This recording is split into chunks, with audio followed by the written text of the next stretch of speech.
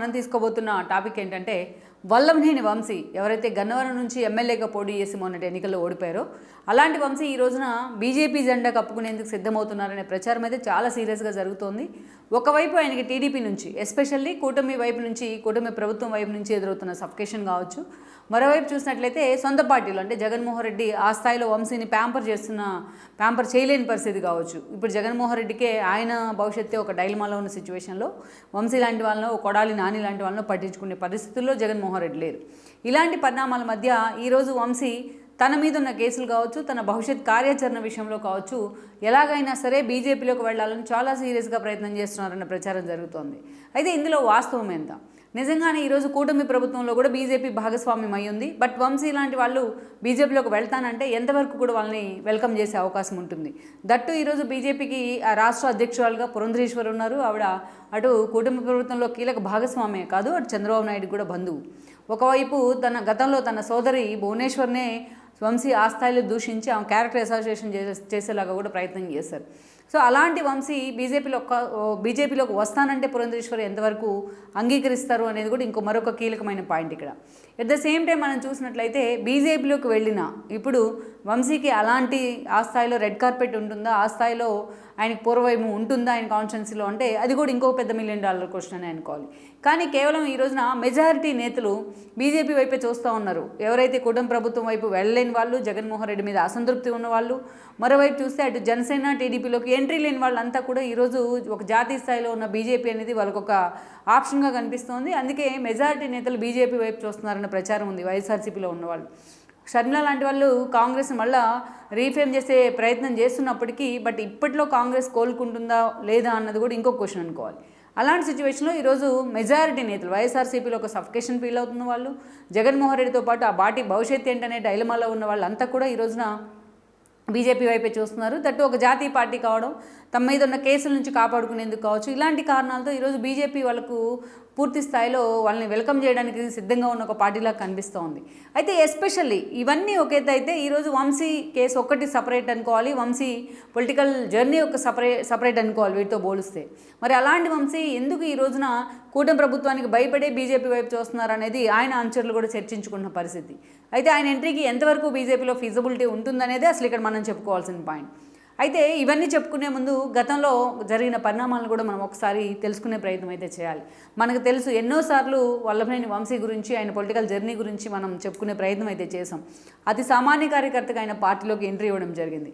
అయినా పరిటాల రవి అనుచరుడుగానే వంశీకి ఎక్కువ పేరుండేది.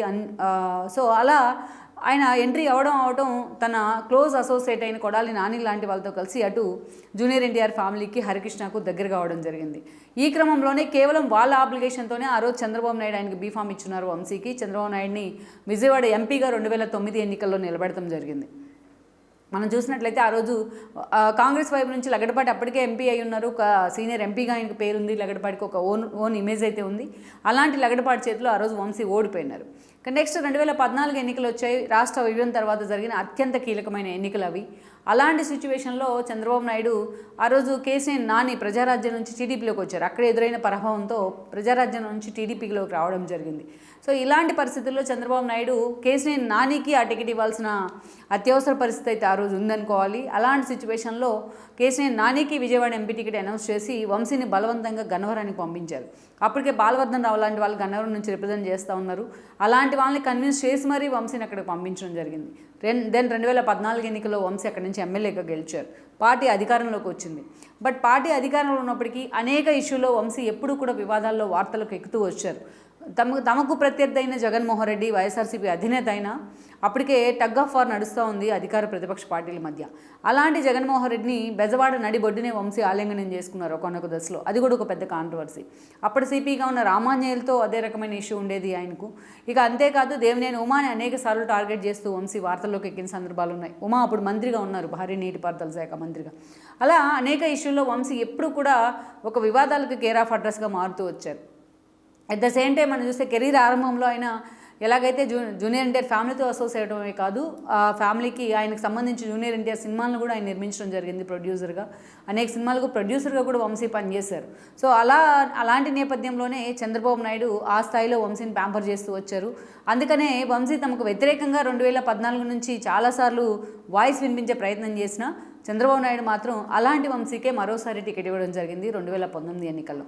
నిజానికి 14 ఎన్నికల్లో దుట్ట రామచంద్రరావు వైఎస్ఆర్సీపీ నుంచి పోటీ చేశారు వంశీ మీద.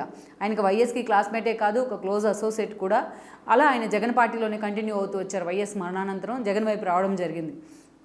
అలాంటి దుట్ట ఆల్మోస్ట్ వంశీకి చుక్కలు చూపించారు, ఓడిపోయే పరిస్థితిని తీసుకొచ్చారు. చాలా స్వల్ప తేడాతో వంశీ ఆ రోజు గెలవడం జరిగింది.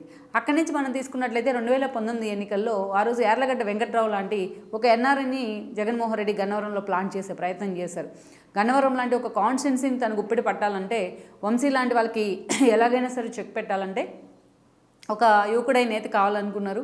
అందుకని యార్లగడ్డ వెంకట్రావుని అక్కడికి పిలిపించడం జరిగింది. సేమ్ ఆ రోజు యార్లగడ్డ వెంకట్రావు చేతిలో చావు తప్పి కన్ను లొట్టపోయిన విధంగా వంశీ గెలవడం జరిగింది. దుట్ట యార్లగడ్డ ఇద్దరు ఏకమైనా సరే ఆ రోజు వంశీని ఓడించలేకపోయారు. చాలా తక్కువ సమయం అయినా సరే గన్నవరాన్ని తన సొంత కాన్స్టిట్యున్సీగా మార్చుకోవడంలో, అక్కడ తనకంటూ ఒక ఓన్ ఇమేజ్ క్రియేట్ చేసుకోవడంలో మాత్రం వంశీ అంతవరకు సక్సెస్ అయ్యారని అనుకోవాలి. దాని 2019 ఎన్నికల్లో టీడీపీ ఓడిపోయింది.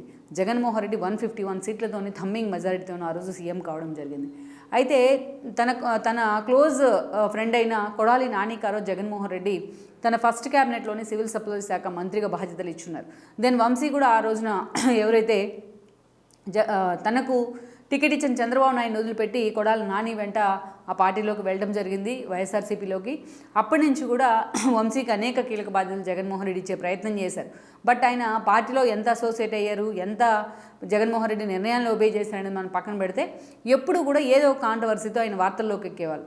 కొడాలి నాని ఒక ఆకు చదివితే ఆయనకన్నా 2 ఆకులు ఎక్కువే చదివాను అన్నట్టుగా వంశీ బిహేవ్ చేసేవాళ్ళు. అనేక సార్లు చంద్రబాబు నాయుడిని, లోకేష్ని వ్యక్తిగత విమర్శలు చేస్తూ వార్తల్లోకి ఎక్కేవాళ్ళు. ఇక ఒక దశలో ఆయన విమర్శలు చాలా పీక్స్కి వెళ్ళిపోయి ఎంత దూరం వెళ్ళాయంటే, తనకు సొంత టికెట్ ఇచ్చి తను అసెంబ్లీకి పంపించో చట్టసభలకు పంపించిన చంద్రబాబు నాయుడు మీద, ఆయన భార్య మీద క్యారెక్టర్ అసాసినేషన్ చేసేలాగా మాట్లాడారు. లోకేష్ పుట్టుకును అవమానించేలాగా ఆయన మాట్లాడుతుంటే చంద్రబాబు నాయుడు అసెంబ్లీ వేదికగా కన్నీళ్ళు కూడా పెట్టుకున్నారు. దెన్ ఆయన 40 ఏళ్ల సుదీర్ఘ రాజకీయ జీవిత చరిత్రలో ఎప్పుడు కూడా ఎమోషన్స్ని నేను లోపలే ఉంచుకుంటా అనే చంద్రబాబు నాయుడు ఆ రోజు ఆ స్థాయిలో ఎమోషనల్ కూడా కావడం జరిగింది. అలా వంశీ వెనక వచ్చిన ఈ ఇష్యూ తర్వాత అయితే మాత్రం ఆ పార్టీలో వైఎస్ఆర్సీపీలో ఉన్న చాలామంది నేతలు కూడా ఆయన్ని వంశీని వ్యతిరేకించారు. అనేక మంది వంశీతో వచ్చిన టీడీపీ క్యాడర్ కూడా ఆయనకు దూరం జరిగారు. అంతేకాదు ఇంకోవైపు చూస్తే దుట్ట అటు యార్లగడ్డ వర్గం కూడా ఆయనకు వ్యతిరేకంగా మారింది. దుట్ట అల్లుడితో కొన్ని రోజుల పాటు వంశీకి ఒక టగ్ ఆఫ్ వార్ నడుస్తూ వచ్చింది. అక్కడి నుంచి మనం చూసినట్లయితే ఇక అనేక రకాలుగా గన్నవరంలో టీడీపీ ఆఫీస్ తగలబెడతాం దగ్గర నుంచి ఇక అనేక సందర్భాల్లో టీడీపీ మీద దండెత్తిన పరిస్థితి వంశీని ఎప్పుడూ వార్తల్లో ఉంటానే వచ్చింది. సంకల్ప సిద్ధి లాంటి స్కామ్లు కూడా వంశీ ఇరుక్కుంటూ వార్తల్లోకి ఎక్కారు. ఇక మనం చూసినట్లయితే 2024 ఎన్నికల కంటే ముందు వంశీకి అసలు టికెట్ ఇస్తారా ఇవ్వరా అన్న చర్చ కూడా వచ్చింది గన్నవరం నుంచి. ఎందుకంటే వంశీ ఆ స్థాయిలో యాక్టివ్గా అక్కడ లేకపోవడం కూడా అందుకు ఒక కారణం. ఎంపీగా పంపించాలి విజయవాడకి అని చూసినప్పటికీ ఆ ప్రపోజల్కు వంశీ అంగీకరించలేదనే ప్రచారం కూడా జరిగింది. సో ఎట్టకేలకు వంశీ వైపు మరోసారి జగన్మోహన్ రెడ్డి మొగ్గు చూపడం జరిగింది. మొన్నటి ఎన్నికల్లో గన్నవరం టికెట్ ఆయనకే ఇచ్చున్నారు. మరోవైపు చూసినట్లయితే యార్లగడ్డ వెంకట్రావు వంశీతో పడక, వంశీతో ఆ సఫికేషన్ తీసుకోలేక, వంశీ పార్టీలో ఉన్నన్ని రోజులు తనకి టికెట్ దక్కదనే ఆలోచనతో యార్లగడ్డ టీడీపీ జెండా కప్పుకునే ప్రయత్నం చేశారు. గన్నవరంలో లోకేష్ పాదయాత్ర జరుగుతున్న సమయంలోనే ఆయనకు అఫిషియల్గా గన్నవరం టికెట్ కూడా అనౌన్స్ చేస్తున్నారు. ఇక మొన్నటి ఎన్నికల్లో ఆయన గన్నవరం అభ్యర్థిగా నిలబడితే యార్లగడ్డ లాంటి అతను వంశీతో పోలిస్తే అటు రాజకీయ పరంగా కావచ్చు, అనుభవంలో కావచ్చు ఆయన జూనియరే. కానీ అలాంటి యార్లగడ్డ చేతిలోనే వంశీ ఓడిపోవడం జరిగింది. సో ఈరోజు ఓడిపోయిన తర్వాత వంశీ మీద ముప్పేట దాడి జరుగుతూ వచ్చింది.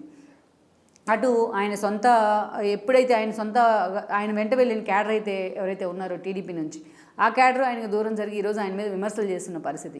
ఇటు చూస్తే పార్టీ ఓడిపోయింది. జగన్మోహన్ రెడ్డి ఆ స్థాయిలో వంశీని దగ్గరికి తీసుకొని పరామర్శించిన సిచ్యువేషన్ అయితే లేదు. మరోవైపు చూసినట్లయితే కూటమి ప్రభుత్వం నుంచి ఆయన మీద కేసులు వెంటాడే. గతంలో లోకేష్ ఒక మాట చెప్పున్నారు తన పాదయాత్రలో, ఈ మిగతా విషయాలు పక్కన పెడితే తన తల్లిని అవమానించిన ఏ ఒక్కడిని కూడా వదిలిపెట్టినట్టు కూడా ఆయన మాట్లాడారు.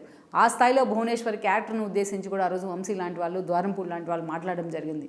ఈరోజు చూసినట్లయితే అంతేకాదు ఆ కేసే కాదు, ఇక గన్నవరంలో పార్టీ ఆఫీస్ తగలబెట్టిన కేసులో కూడా వంశీకి లుక్అవుట్ నోటీస్ ఇచ్చున్నారు. సంకల్ప సిద్ధి స్కామ్లో కూడా ఆయన ఉన్నారు. ఇక అనేక రకాల కేసులు వంశీని చుట్టుముడుతూ ఉన్నాయి.